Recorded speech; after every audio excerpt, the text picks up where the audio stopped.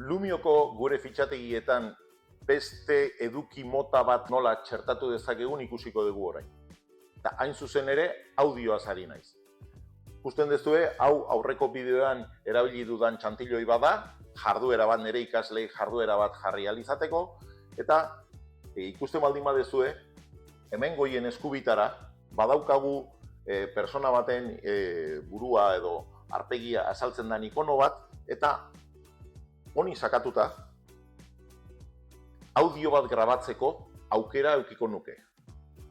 Lehenengo baimena eman beharko nuke, eta orduan eman mikrofonorako sarbidea esaten dit, eta nabigatzailean ari naizenez, nabigatzailea ere baimendu behar dut, eta honezkero badaukat honen inguruan bideo bat grabatzeko aukera. Ikusten dezuenez, 5 minutuko markatu bideoak ez, audioak grabatzeko aukera edukiko dugu.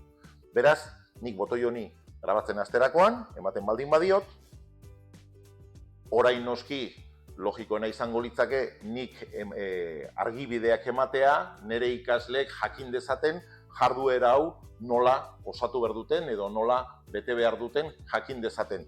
Eta ni oraintxe esaten ari naizen guztia grabatzen ari da.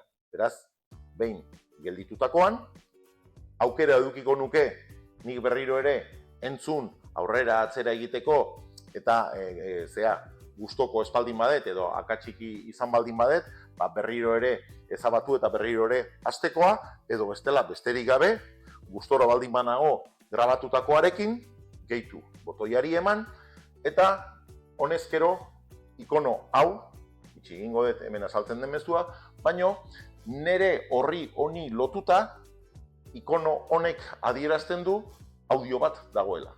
Bai? Eta honi sakatuta, nik berriz ere sakatze baldin badiot editatzeko aukera edukiko dut, baino nire ikasleek ikono bera edukiko lukete, ikusiko lukete, baino horri sakatzerakoan zuzenean nik grabatutako audio hori entzun ahal izango lukete. Bai?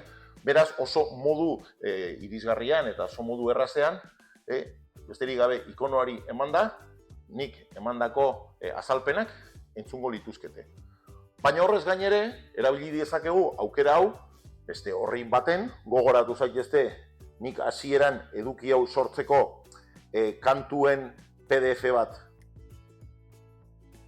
erabili nuela, eta horri batzuetan dauzkat kantu horien partiturak.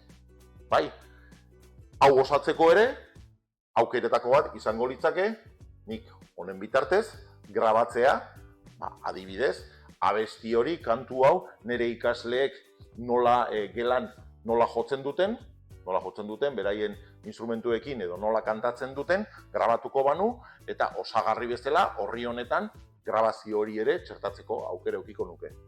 Beraz, ikusten duzuen bezala, audioak txertatzea oso modu errazean egin liteke, eta gainera erabilpen ezberdinak ere eman diezaiekegu gure audio horiei.